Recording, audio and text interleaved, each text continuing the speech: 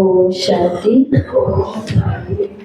तो आज 1985 की इस अव्यक्त भट्टी की जो भट्टी का दिन है वो है 31 और आज की जिस मुरली का हम चिंतन और अध्ययन करने वाले हैं वो मुरली है 20 नवंबर 1985 की।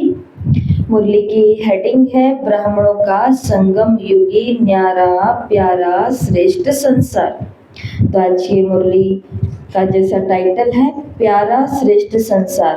तो आज की मुरली बहुत प्यारी है और मुरली के अंदर बाबा ने एक अलग ही दुनिया दिखाई है, एक अलग ही संसार बताया है। और भाग्य की और किस्मत नसीब की बात ये है ड्रामा अनुसार कि उस दुनिया के हम सभी भी रहवासी हैं, उसी दुनिया में हम सभी रहते हैं।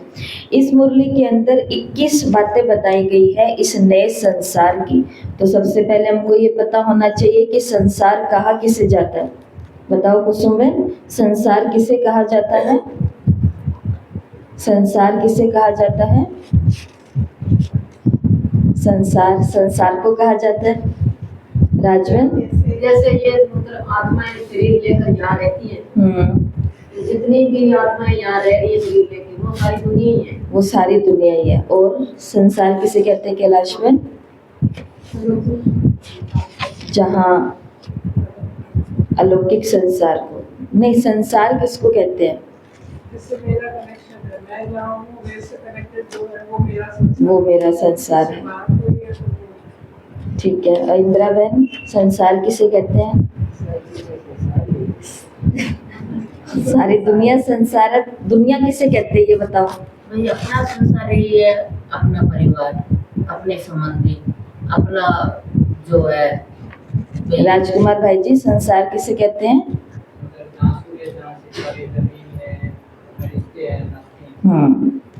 जहाँ रिश्ते नाते हैं, जहाँ सारे सुख सुविधाएं हैं, तो उसे संसार। तो संसार दो ही बातों को कहा जाता है। जहाँ व्यक्ति और वस्तु उपलब्ध है वो एक संसार होता है। जैसे पहले पूरा संसार कितना था? इंडिया ही था केवल, बाकी सब जगह पानी पानी और छोटे छोटे टापू थे।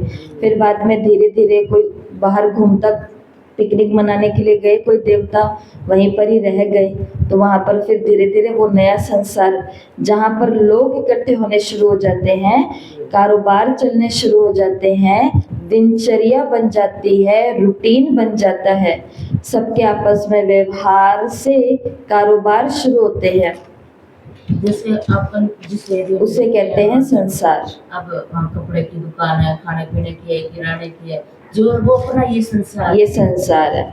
और ऐसे तो देखा जाए कि एक माँ जो होती है उसके पास एक ही संतान है समझो, तो वो माँ क्या कहती है? मेरा तो पूरा संसार ये ही है, ये एक ही है।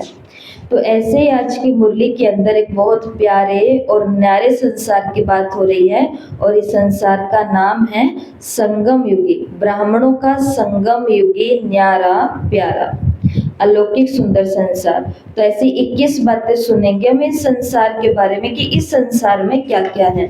तो पहला, बाबा आज देख किसको रहे हैं? अपने छोटे से अलौकिक सुंदर संसार को देख रहे हैं।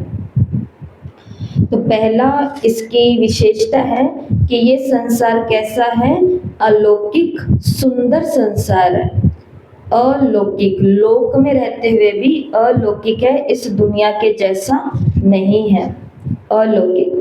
दूसरा, ये ब्राह्मण संसार सतयुगी संसार से भी अति न्यारा अति प्यारा है। तो पहली विशेषता है इस संसार की कि ये संसार छोटा सा है, अलौकिक और सुंदर सा है। दूसरी बात कि ये संसार अति न्यारा और अति प्यारा है। तीसरी निशानी है इस संसार की हर आत्मा विशेष है। चौथी निशानी है इस संसार की हर आत्मा स्वराज्य अधिकारी राजा है।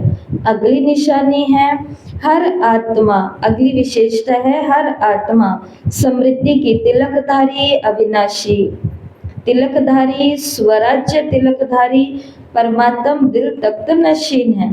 तो बाबा ने कहा सभी आत्माएं सुंदर संसार की जो है वो ताज तख्त और तिलकधारी है। तो ये कौन से संसार की बात हो रही है आपको पता तो है ना? संगम युगी संसार की ये संगम युगी संसार जहाँ हम बैठे हैं। तो पहला, ये संसार अलौकिक और सुंदर है। दूसरा, ये संसार अति न्यारा और अति प्यारा है। तीसरा, ये संसार की हर आत्मा विशेष है। चौथा, इस संसार की हर आत्मा स्वराज्याधिकारी राजा है।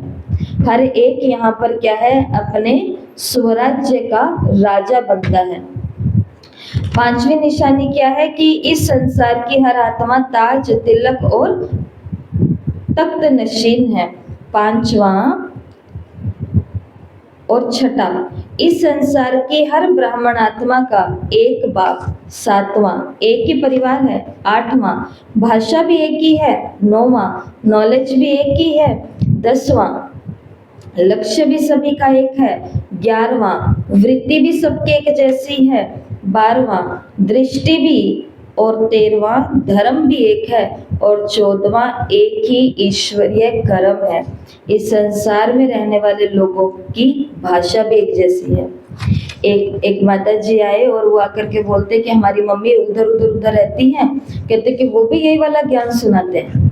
मेरी बहन उधर रहती है, उनके पास में जो दीदी हैं वो भी यही ज्ञान सुनाते हैं। तो उनको बोला आप दुनिया के किसी भी कोने में चले जाओ, चित्र यही मिलेंगे। रंग अलग हो सकता है, डिजाइन अलग हो सकता है, चित्र यही मिलेंगे, कोर्स यही मिलेगा, बहनें भी इसी यूनिफॉर्म में आपको मिलेंगी और बोलने की भाषा भी उनकी यही होगी, शब्द भी उनके यही होंगे। जैसे क्या भाषा है इस अलौकिक संसार की कि ड्रामा है, और ड्रामा की हर सिद्ध कैसी है,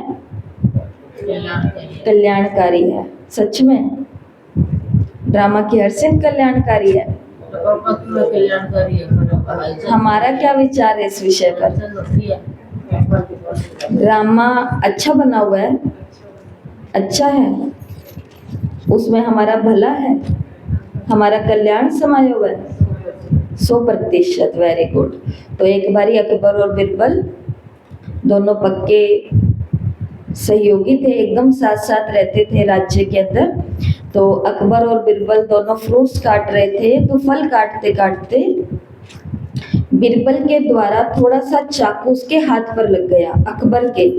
तो उस समय चर्चा चल रही थी, बिरबल बोल रहे थे अकबर को कि राजन जो होता है ना अच्छे के लिए होता है। उसी समय अकबर की अंगुली कट गई चाकू से। तो अकबर ने बोला कि अच्छा अब ये मेरी अंगुली कट गई, क्या बिरबल तुम्हारा क्या विचार है, क्या इसमें भी कुछ अच्छा है?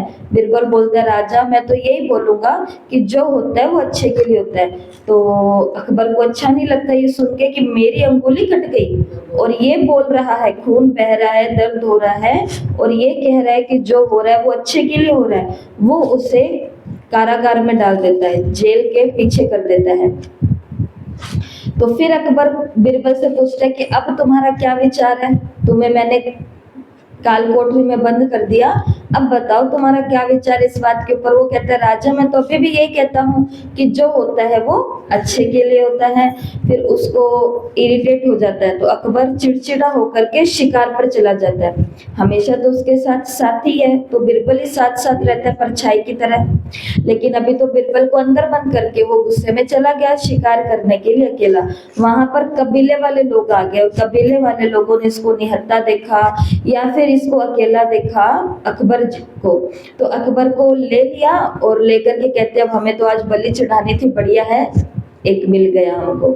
तो जैसे ही बलि चढ़ाने लगे सारी तैयारी हो गई थी, सब प्रबंध रच गया, कबीले के सब लोग आ गए। लेकिन जैसे ही बलि उसकी लगने लगी उतने में देखा कि इसके तो यहाँ से खून निकल रहा है।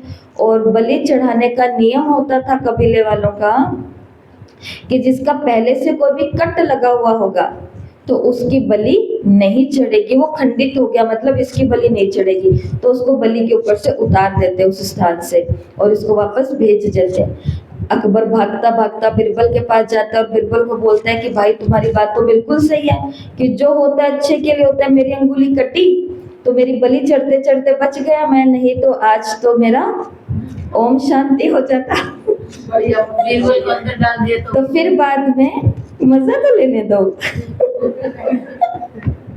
तो फिर बाद में अकबर बिरबल को कहता है कि चलो भाई मेरी अंगुली कटी, इसमें तो मेरा तो बढ़िया हो गया, तुमको काल कोठरी में बंद किया, इसमें तुम्हारा क्या फायदा हुआ? तो वो कहता है कि देखो मैं तो परछाई की तरह आपके साथ साथ रहता हूँ, अकेला तो आपको शिकार पर जाने नहीं देता। आपके तो कट लगा हुआ था, आप तो बच जाते, बलि किसकी चढ़ती फिर? मेरी चढ़ती। तो राजन जो होता है वो अच्छे के लिए होता है। मेरा नारियल वही बदल जाता, माना वहीं पर ही बलि चढ़ जाती। समझे? ये होता है। अभी हमारा नुकसान हुआ है 100 रुपए का, मानो, लेकिन 100 रुपए का नुकसान हमें दिख रहा है जो हमने बहुत खून पसीने से कमाया है, लेकिन हो सकता है ये 100 रुपए के नुकसान से ही कोई इतना बड़ा प्रॉफिट मुझे मिल गया कि मेरे 1000 रुपए बच गए। ये होता है। तो अगर एक टांग टूटी तो वो बस टांग ही टूटी है, पैर कट सकता था, वो कुछ महीने में ठीक हो जाएगा। 3 महीने का वो लोग बोलते हैं, 3 महीने में आपकी बॉडी आपको सही मिल जाएगी। लेकिन अगर वो हादसा हो जाता तो फिर क्या होता? इसी प्रकार से गले में मोची आई है, नस पर नस चढ़ी है, कोई बात नहीं, लेकिन टूट करके गिरी जाती तो इसके लिए घर वाले नाराज ही है, कोई बात नहीं, आंखों के सामने तो है ना।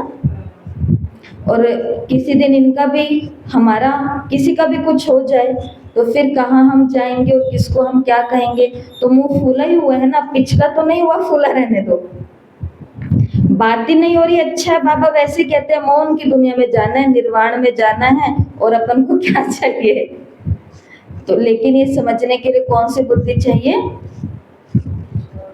बहुत सीरियस वाली बुद्धि चाहिए, गंभीर वाली। इसके लिए देखो ये कितनी सुंदर बातें बाबा ने कही कि हमारे इस इतनी सी, अभी तक तो आधा पहरा भी हमने नहीं पढ़ा, और भगवान ने इस आधा पैराग्राफ के अंदर ही हमको बता दिया 14 बातें कि ये तुम्हारा संसार कैसा संसार है। यहाँ की भाषा भी, तो ये भाषा के ऊपर हमने बात की, जो हर बात में हम कहते हैं ड्रामा एक्यूरेट है, ड्रामा एक्यूरेट है, ड्रामा एक्यूरेट है। ये भाषा ब्रह्मा कुमारियों की भाषा है। ये भाषा दुनिया के अंदर बताओ किसी को आती है बोलने? नहीं आती है। दुनिया वाले तो क्या बोलते थे हम लोग पहले कि जो नसीब में है भाई वही होगा, लेकिन अब भाषा हमारी क्या है? भाव वही है, लेकिन अब भाषा क्या है कि ड्रामा एक्यूरेट है, मतलब जो नसीब में होगा वही होगा। तो यहाँ का परिवार भी बिल्कुल ये नया है, यहाँ का ज्ञान भी बिल्कुल बाबा ने कहा अलग है, लक्ष्य भी, वृत्ति भी, धर्म भी और कर्म भी, इस संसार का सब कुछ न्यारा है उधर से। बाबा ने कहा क्या गीत गाती हो? यही गीत गाती हो ना अपने इस परिवार को देख करके कि हमारा छोटा सा संसार अति न्यारा, अति प्यारा। इस संसार की 14वीं निशानी, इस संसार की दिनचर्या भी न्यारी है। ये रे दिनचर्या, अमृत वेले याद की यात्रा। अमृत वेले के शांत और पवित्र वातावरण में 4 बजे के अंदर उठ करके 4 से लेकर के 4:45 तक याद की यात्रा का अभ्यास करना बहुत जरूरी है। दिनचर्या का पहला हिस्सा। सेकंड पॉइंट, प्रातः नियमित क्लास करना। बाबा कहते हैं तुम बच्चों को कभी भी ज्ञान मुरली मिस नहीं करनी है। मुरली ही तुम्हारी पढ़ाई है, मुरली ही तुम्हारे पुरुषार्थ के लिए श्रीमत है, मुरली ही आत्मा के लिए, बुद्धि के लिए भोजन और खुराक है, मुरली सभी समस्याओं का समाधान है। इसलिए नियमित ज्ञान और योग की पढ़ाई करना आवश्यक है। ये ईश्वरीय लो है। केवल ज्ञान नहीं लिखा, वहां पे योग भी लिखा है। तो आके केवल मुरली के टाइम बैठ गए, चलो भाई बढ़िया हो गया। ज्ञान और योग करना अमृत वेले के बाद में, फिर क्लास में आकर के, ये हमारा ईश्वरीय लो है, दिनचर्या का हिस्सा है। दिनचर्या में ब्रह्मचर्य का पालन आएगा, दिनचर्या में अन्न की शुद्धि आएगी, दिनचर्या में संग दोष से दूर रहना। 5वां पॉइंट, पूरे दिनचर्या में ईश्वरीय सेवा भी करनी है। बिना सेवा के मेरा एक दिन भी ना जाए। इस दिनचर्या में सेंटर पर आने वाले लोगों के प्रति बस मेरा कितना व्यवहार हो भाई बहन का। बाकी राजनीतिक काम यहाँ नहीं करने हैं मिल करके। व्यवसायिक, देहाभिमान और लौकिक और स्थूल पैसे की लेन देन और ये काम तो यहाँ जरा भी नहीं होने चाहिए। आप एक बारी मेरे को पैसा दे दो, बाद में मैं दे दूंगा। आप मेरे बिजनेस में ये डाल दो, मैं ये डाल दूंगा। और ये लौकिक रिश्ते बनाते हैं, मामा बुआ काका दादा नानी, ये वहीं पर ही बनाओ उस दुनिया में। यहाँ ये नियम है दिनचर्या के अंदर। ये देखो ये सारे के सारे नियम लिखे हुए हैं। तो ब्राह्मणों की दिनचर्या हम बिके ना, सस्ते में मत लेना इस बात को, हल्के में मत लेना इस बात को। नियम है, क्योंकि ये जो कुल है ना, ये किसी देवता ने नहीं बनाया है, ये देवों के देव महादेव की रचना है। इसलिए जिसकी रचना होती है नियम भी किसी के चलते हैं, उसी के चलते हैं। आज मन कर गया व्हाइट ड्रेस पहन लूं, कल मन कर गया कोई बात नहीं बाबा, मैं आपको दिल से तो याद कर ही रही हूँ, मुरली सुनानी है बाबा, मेरे को तो साफ सुथरे कपड़े पहन करके आज थोड़ा कढ़ाई कर लेती हूँ उसके ऊपर, लाल पीली हरी नीली रंग की। तो ये ईश्वरीय दिनचर्या का हिस्सा है क्या? बहन नहीं है ना। इसी प्रकार से ये तो मुरली की ये 14वीं पॉइंट भी हमको याद रखनी है कि इस संसार की दिनचर्या भी न्यारी है। तो दिनचर्या हमारी 6, 7, 8 बजे नहीं शुरू होती, हमारी 3:30, 4 बजे। अपना राज्य है 15वीं बात, अपने ही नियम है, अपनी ही रीति रस्म है। तो यहाँ की रीति भी बहुत प्यारी है और यहाँ की प्रीति भी प्यारी है। देखो प्रीति तो कितनी प्यारी है, प्रेम यहाँ का कितना प्यारा है कि प्यार सभी को एक ही से करना है और जलता यहाँ कोई किसी से नहीं है। वो भी कह रहे हैं शिव बाबा को याद करो, वो भी कह रहे हैं शिव बाबा को याद करो। एक से ही प्यार रखना है और एक दो से भी प्यार रखना है, लेकिन कौन सा शरीर वाला नहीं। यहाँ की प्रीत भी न्यारी है। आत्मा को, आत्मा भाई के लिए क्या होना चाहिए? प्यार होना चाहिए, स्नेह होना चाहिए, दया होनी चाहिए, करुणा होनी चाहिए। बाकी बाबा बैठा है, बाबा अपने आप ही सब कुछ कराता है। तो ये हो गई है कितनी निशानियां? 16 निशानियां। बाबा ने कहा नए संसार के नए संकल्प, नई भाषा, नए कर्म, तो ऐसे न्यारे बने हो, पुरानी दुनिया अपनी तरफ आकर्षित तो नहीं करती। बाबा ने कहा थोड़ी सी चेकिंग भी कर लो बीच में। पुरानी दुनिया, बाबा ने कहा नया संसार इतना खूबसूरत है हमारा, तो बाबा ने कहा कहीं पुरानी दुनिया आप लोगों को आकर्षित तो नहीं करती है। ऊंचे संसार से नीचे संसार में चले जाएंगे अगर पुरानी दुनिया की तरफ आकर्षित हुए। जरा भी पुरानापन होगा तो पुरानी दुनिया आकर्षित कर लेगी या पुरानी दुनिया की ओर आकर्षित हो जाएंगे। थोड़ा भी मेरे अंदर पुरानापन हो, भाषा थोड़ी सी भी पुरानी बोलो, इतने में पुरानी दुनिया में चले जाएंगे। रीति रिवाज थोड़ी सी पुरानी अपनाओ, पुरानी दुनिया में चले जाएंगे। लोकलाज की बात, तोड़ निभाने की बात अलग होती है। लोकलाज नहीं, तोड़ निभाने की बात अलग होती है, लेकिन बाकी खुद की स्व इच्छा, वो वाली बातें बाबा बताते हैं। बाबा ने कहा इसके लिए ऊंचे संसार से फिर नीचे संसार में आ जाओगे। स्वर्ग को ऊंचा दिखाते हैं और नर्क को कहाँ दिखाते हैं? नीचे दिखाते हैं। वो सच में स्वर्ग ऊपर और नर्क नीचे नहीं है। जब हमारी भाषा, स्थिति, प्रेम, रीति रिवाज, दिनचर्या, वृत्ति, दृष्टि, कर्म, धर्म, ये सब ऊंचे होते हैं ना, उस समय हम कहाँ हैं? स्वर्ग में हैं। और जब ये सब नीचे आ जाते हैं उस समय हम कहाँ हैं? नर्क में हैं। और आज तो बाबा ने इस संगम युग को क्या ही कह दिया है, संगम युगी स्वर्ग सत्युगी स्वर्ग से भी ऊंचा है। तो अभी हम कहाँ बैठे हैं? स्वर्ग में बैठे हैं। संगम युग को भी बाबा ने क्या कहा? स्वर्ग का। अब इस मुरली में अगली निशानी है इस संसार की। स्वर्ग के अंदर बाबा ने कहा क्या होती है? परियां होती है। बाबा ने कहा अभी तक तो सुना था कि स्वर्ग की परियां बहुत सुंदर होती है, लेकिन कभी देखा नहीं था, क्योंकि स्वर्ग में गए नहीं तो क्या देखेंगे, लेकिन सुना तो था। हाँ, देखो बाबा ने क्या कहा। बाबा ने कहा सोचते थे, पहले सुनते थे कि स्वर्ग की परियां बहुत सुंदर होती है, पंख होते हैं। बाबा ने कहा अब तो स्वर्ग में ये होता है, ये सुना बहुत है, लेकिन अब स्वयं स्वर्ग के संसार में पहुंच गए, खुद ही स्वर्ग की परियां बन गए। और 2 पंख बाबा ने कहा सभी परियों को मिल गए। इतने न्यारे पंख मिले हैं, ज्ञान और योग के पंख मिले हैं। ज्ञान और योग के पंख लगाकर संगम युग की परियां उड़ती भी हैं और सबको उड़ा के ले भी जाती है। कहाँ पर? 3 लोक की यात्रा पर, 3 लोक की सैर कराने के लिए। तीनों लोकों का चक्कर लगा सकते हो। तो देखो ये 19वीं निशानी थी इस संगम युगी संसार की। 18वीं निशानी थी कि संगम युग क्या है? स्वर्ग है। संगम युग क्या है? स्वर्ग है। और 20वीं निशानी इस संसार का ही गायन है कि अप्राप्त नहीं कोई वस्तु ब्राह्मणों के संसार में। तो हमारे संसार में कोई भी वस्तु जो चाहिए वो सब कुछ हमारे पास है। या कोई कमी है बताओ आप, आज ही पूरी करेंगे उसको। क्या कहते हैं? ज्यादा हो गया तभी कंट्रोल नहीं हो रहा है।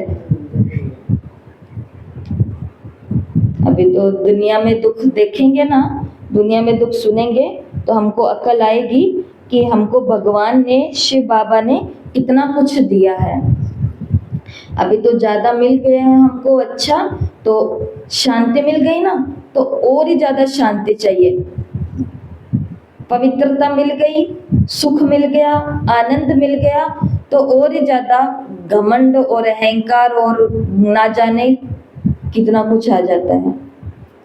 इस संसार का गायन है कि अप्राप्त नहीं कोई वस्तु ब्राह्मणों के संसार में। एक कन्या जो अपने घर से आती है और बाबा की यज्ञ में ब्रह्मा कुमारी बन जाती है, उसको क्या कमी रहती है बताओ? कोई खाने की कमी आती है उसको कि अब मैं नौकरी भी नहीं करती, अब मेरे को कोई करता भी नहीं है, तो अब मैं खाऊंगी क्या, क्या कहाँ से मंगाऊंगी, मार्केट जा नहीं सकते, कुछ कर नहीं सकते, क्या करेंगे, क्या करेंगे? ऐसा किसी भी ब्रह्मा कुमारी के साथ हो सकता है क्या? नहीं हो सकता। किसी की बुद्धि को वो टच करेगा और वो पहुंच जाएंगे। भगवान अपने आप ही जुगाड़ बना देते हैं। और उनके जो सेंटर होते हैं वो तो ऐसे घर ही इतने सुंदर साफ सुथरे नहीं होते, इतनी चीजें रॉयल नहीं होती। वो शायद अपने घर में भी इतने मजे से नहीं रहती होगी जितने मजे से संगम युग पर भगवान उनको रख रहे हैं। इतने अच्छे सुख सुविधा के साधन तो उनको अपने घर पे भी नहीं मिले होंगे कभी, जितना ब्रह्मा कुमारी बनने के बाद में वो ऐशो आराम में रह रही है। ससुराल में एक बार नाला बहुत वही टाइम मिल गयो, आज तो 3-3 4 बार नाला। आज पाँच रोटी भी जैसे में एक दीदी है, सब्जियां दो दीदी है, मैं अकेला रह रहा हूं, सारे काम रिस्पांसिबिलिटी है। दीदी ने कहना भेजे कि अब मैं एक ना मेरी बेटी जा रही है, आनी बेटी जा रही है, मगर बाजार दीदी ने ना कौन सा कितो मतलब देख देखते रह गई है, क्योंकि वहां पर दीदी का नहीं, वहां पर जिज्ञासुओं का रोल बहुत बड़ा था, बहुत बड़ा था। अकेला कोई नहीं छोड़ता उनको, अपनी बच्चियां, खाना,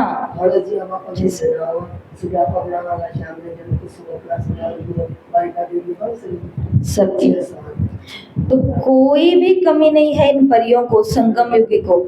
लेकिन अगर उसके बाद में मैं कहूँ मुझे तो टेंशन बहुत रहती है, सेंटर आगे कैसे बढ़ेगा, तो फिर रखो टेंशन। मुझे तो टेंशन रहती है कि ये लोग ज्ञान में आगे कैसे जाएंगे, तो रखो टेंशन।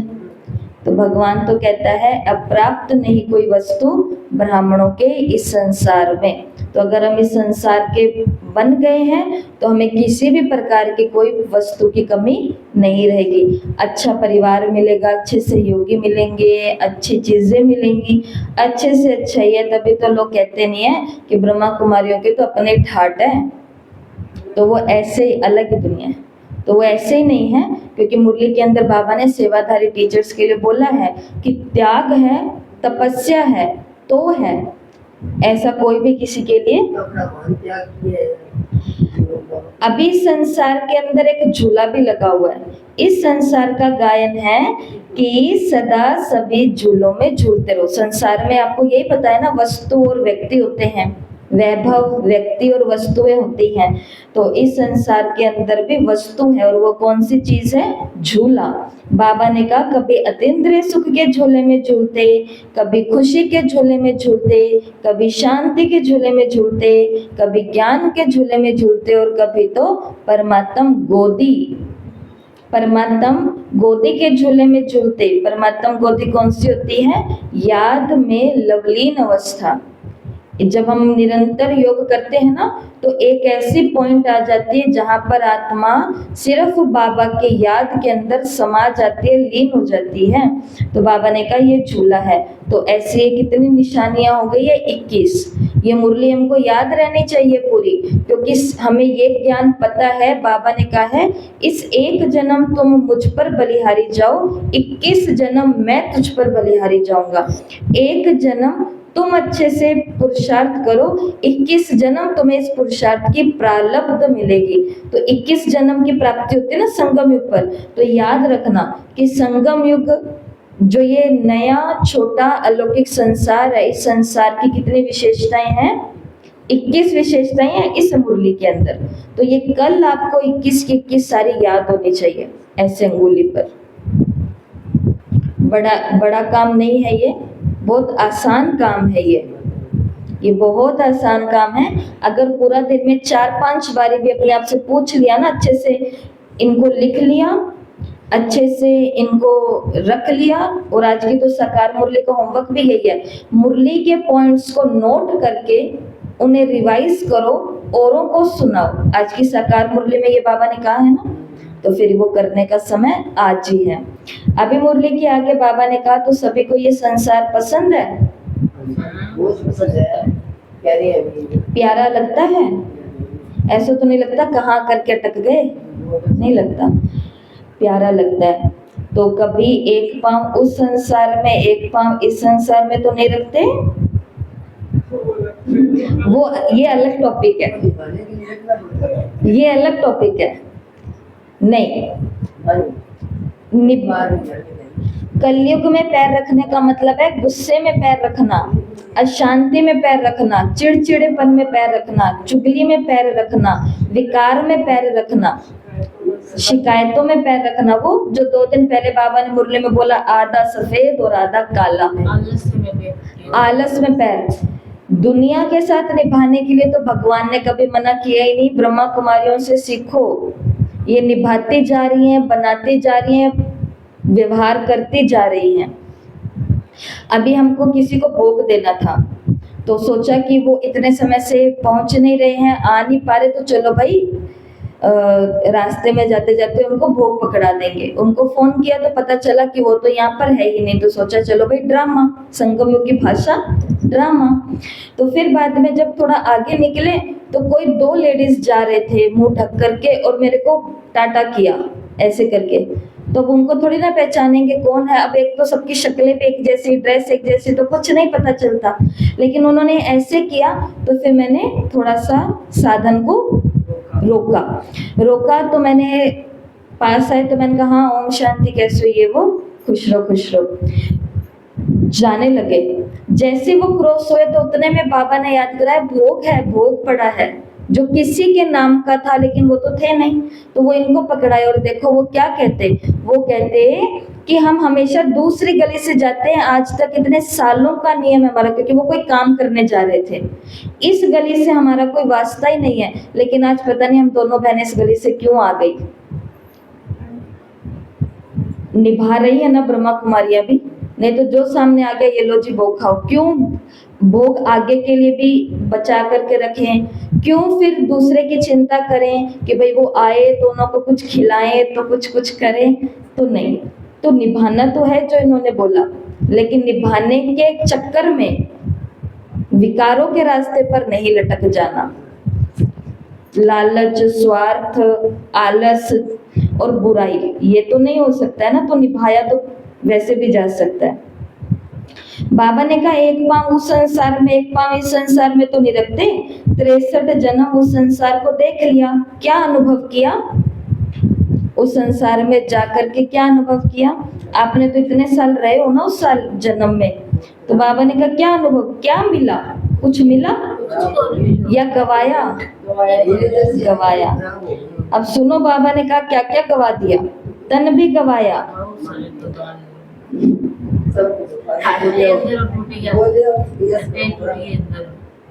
मन की शांति और खुशी भी गवाई। चलो ये हड्डियां तो लोगों के पीछे तोड़ दी होगी हमने उनका काम कर करके। बाबा हमसे जवाब पूछते हैं, मन की खुशी और मन की शांति तो तुम्हारी अपनी थी ना, वो तो तुमसे कोई नहीं ले रहा था, वो भी तुमने क्यों जाने दी?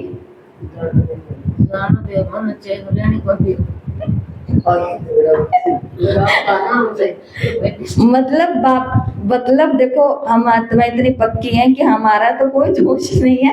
तन गया तो भी उधर से गया, मन गया तो भी उन्होंने मेरे को तो परेशान करके रखा था। अच्छा, धन भी तो गवाया, धन भी गवाया, सब कुछ गवाया, संबंध भी गवाया, रिश्ते भी कोई हमें लगा। मेरे इतने रिश्तेदार हैं, आज बताओ किसी को कहा जाए शादी का कार्ड भिजवाना है, आपकी पहचान वाले हैं ना, उन सभी को शादी का कार्ड भिजवाना है, सोचेंगे मेरी पहचान वाले कवाएं, इतने सारे नाम लिखेंगे। फिर कहें आपको शादी का कार्ड ना बस उन लोगों के पास पहुंचाना है जो आपके संबंधी हैं, थोड़ी लिस्ट कम हो जाएगी। पहचान वाले बहुत है पर संबंधी तो इतने ही है ना। फिर बाद में किसी को कहा जाए कि अब ये कार्ड आपको ना पहचान वालों को ना संबंधी वालों को, बस उनको ही पहुंचाने हैं जो आपको स्नेह करते हैं, जिनसे आपका प्यार है। फिर तो वो गिनती पर ही आ जाएगी, मेरा तो प्यार इनसे ही है, बस 10, 12, 20 लोगों से। फिर अगर लास्ट में कहा जाए कि शादी का कार्ड आपको बस उसी को पहुंचाना है जिससे आपको प्राप्ति होती है, वो कितने लोग रहेंगे? उसमें भी डाउट रहेगा, क्योंकि वो तो बुढ़ापे के लिए छोड़ के रखे ना कि कल को ये करेंगे मेरा। सोचे थे कि सुनाली पर इतनी सोची ना। तो ये होता है। बाबा ने कहा संबंध भी तो क्या किया, आधे से पूरा परिवार, संबंध भी तो क्या किया, गवाया, तन भी गवाया, धन भी गवाया, मन की सुख शांति भी गवाई। और जो बाप ने सुंदर तन दिया वो कहाँ गवाया? अगर धन भी इकट्ठा किया, अगर धन भी इकट्ठा करते तो काला धन है, स्वच्छ धन कहाँ है? अगर है भी तो काम का नहीं है। कहने में तो करोड़पति हैं लेकिन दिखा सकते हैं किसी को? ये है भगवान। दिल्ली में आग लगी, गड्ढे जलोड़ी। हाँ, तो बाबा ने कहा सब कुछ गवाया, फिर भी अगर बुद्धि वहां जाए तो क्या कहेंगे? उनके उस दुनिया के अंदर, उस संसार में, उस संग में आकर के मैंने सब कुछ गवाया ही गवाया, लेकिन फिर भी वापस उधर ही जाएं, उन्हीं धोखों को खाएं, तो बाबा ने कहा उसे क्या कहा जाएगा? समझदार, उल्लू बुद्धि। बाबा बोले आदत से मुझे 63 जन्मों का कह दिए है ना बाबा, तो 63 जन्म गंवा दिया, फिर वही जला देते थे, फिर बैठा होते, फिर ऊपर गवाते, फिर वही मिलकर जला देते। इसलिए बाबा ने कहा अब इस श्रेष्ठ संसार को सदा स्मृति में रखो। इतनी सारी बातें बाबा ने क्यों बताई? बाबा फ्री बैठा है क्योंकि वो चाहता है कि इनको एक ऐसा संसार की बातें बताऊं, इतनी सारी बातें बताऊं ताकि इनकी खोपड़ी में कोई एक बात तो याद रहे। तो इसके लिए अपने इस श्रेष्ठ संसार को सदा समृद्धि में रखो, क्योंकि समृद्धि ही समर्थ बनाएगी। और बाबा ने कहा समृद्धि स्वरूप बनो तो नष्टो मोहा, तो अपने आप बन जाएंगे। समृद्धि लब्धा नष्टो मोहा। और मुरली के लास्ट में बाबा ने कहा, ध्यान से सुनना, पुरानी दुनिया की कोई भी चीज बुद्धि से स्वीकार नहीं करो। बुद्धि से, अब कोई हमें कहे कि हम तो पुरानी दुनिया का कुछ नहीं स्वीकार करते, हम तो चाय पत्ती भी बाहर की नहीं लेते, तो वो लेनी पड़ेगी ना, चीनी भी लेनी पड़ेगी, फ्रूट्स भी लेने पड़ेंगे, सब्जी भी लेनी पड़ेगी, लेकिन उसके अंदर भी फिर दूध भी लेना पड़ेगा। जरूर लो, चाय भी लो, दूध भी लो, कॉफी भी लो, सब लो, लेकिन उसके अंदर फिर हमें नियम बता दे कि इस पुरानी दुनिया में ये चीजें तो तुम लो, लेकिन ये चीजें मत लो। जैसे शराब मत लो, अंडा मत लो, नॉनवेज मत लो, लहसुन मत लो, प्याज मत लो, बाहर की चीजें मत लो, पतित के हाथ का कोशिश करो मत लो। ये हमको सब सिखाया गया ना। अब कोई बोले कि आप तो हम तो बाहर का जी खाते नहीं हैं, तो वो कहेंगे चाय पत्ती नहीं लेते आप लोग, फिर उनको बताना है कि ये तो वो चीजें हैं जो भगवान ने हमें आज्ञा दी है। दवाई लोग कहते थे कि आप ब्रह्मा कुमारियां कहती हो कि पैकिंग की कोई चीज नहीं खाती, तो दवाई भी तो पैक होकर के आती है, फिर आप ये दवाई क्यों खाते हो? और दवाई के अंदर तो हड्डियां भी है, दवाई के अंदर तो बहुत सारी चीजें भी है और भी सारी चीजें हैं, तो वो क्यों? तो उसकी वो हम इसलिए खाते हैं क्योंकि उसकी छुट्टी हमारे भगवान ने हमें दी है। तो जो इस संसार के अंदर हमारे लिए नियम बने हुए हैं तो वो हैं, और जिसकी छुट्टी मिली है तो वो हम लेंगे पुरानी दुनिया का। बाकी हम पुरानी दुनिया का स्वीकार नहीं करना चाहिए, रिश्ते भी नहीं, बातें भी नहीं, संस्कार भी नहीं। स्वीकार किया अर्थात धोखा खाया, और धोखा खाना मतलब दुख को उठाना। तो बताओ, बाबा ने पूछा कहाँ रहना है? श्रेष्ठ संसार में रहना है कि पुराने संसार में रहना है? श्रेष्ठ संसार में रहना है। और लास्ट में सेवादारी टीचर्स को बाबा ने कहा सेवा का फल तो हमेशा मिलता ही है, लेकिन त्याग और तपस्या से सदा आगे बढ़ती रहेंगी। सेवा तो देखो, ये सेवा वाली जीवन है तो सेवा ही करेंगे और क्या करेंगे, लेकिन बाबा ने कहा इसके साथ साथ अगर सेवा में भी आगे बढ़ना है ना, तो उसके लिए क्या है तरीका? त्याग और तपस्या। तपस्या भी करना पड़ेगा और त्याग भी करना पड़ेगा, और अपने आप को विशेष आत्मा समझ करके विशेष सेवा का सबूत देते रहना है। जहां भी रहते हो वहां हर स्टूडेंट निर्विघ्न हो, विघ्नों की लहर ना हो, वातावरण कैसा हो? शक्तिशाली हो। किला होता है ना तो उसमें दुश्मन नहीं आ पाता, तो निर्विघ्न बन, निर्विघ्न सेवाधारी बनो। टीचर बनने का मतलब है सेवाधारी बनना। तो ऐसा नहीं है कि टीचर बहन के आगे जो सेवा करते हैं वो सेवाधारी होते हैं।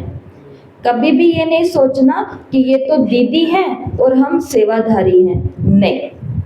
दीदी भी तो क्या है, दीदियां भी तो क्या है, 24 घंटे की सेवाधारी है, वो भी सेवा पर ही है, वो अपना कुछ नहीं कर रही हैं, वो भी।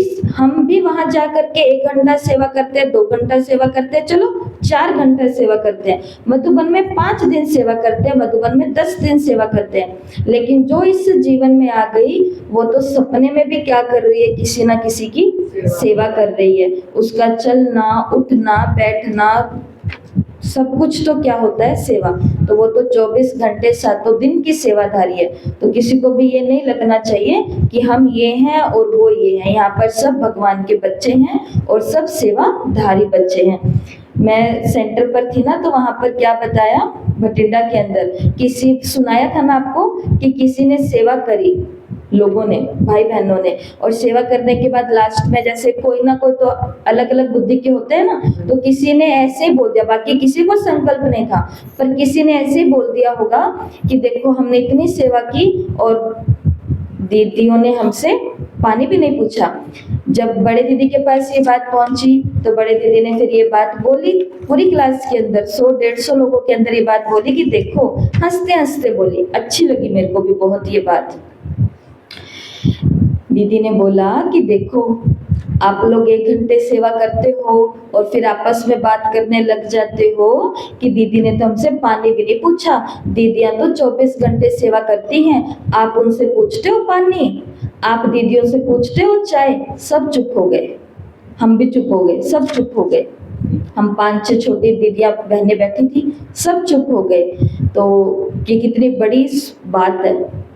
तो क्योंकि हम सभी टीचर तो ब्रैकेट में लिखा हुआ है इस मुरली में, आगे तो सेवाधारी ही लिखा हुआ है। तो सब यहाँ सेवाधारी है, कोई किसी से डिमांड ना करे, जो दे रहा है वो हमें बाबा खिला पिला रहा है, बाकी इच्छा नहीं रखनी, डिमांड नहीं रखनी, ठीक है। तो ये बात है। तो इस मुरली का सभी को होमवर्क याद रहेगा ना, 21 पॉइंट सभी को मुख्य जबानी याद होने चाहिए। और पुरानी दुनिया में नहीं जाना, नए संसार में रहना है। कहाँ रहना है? ओके, ओम शांति। बाकी होमवर्क वही रहेगा, 10 प्रश्न उत्तर निकालने हैं, ग्रुप में अपने आप ही टेस्ट देने हैं।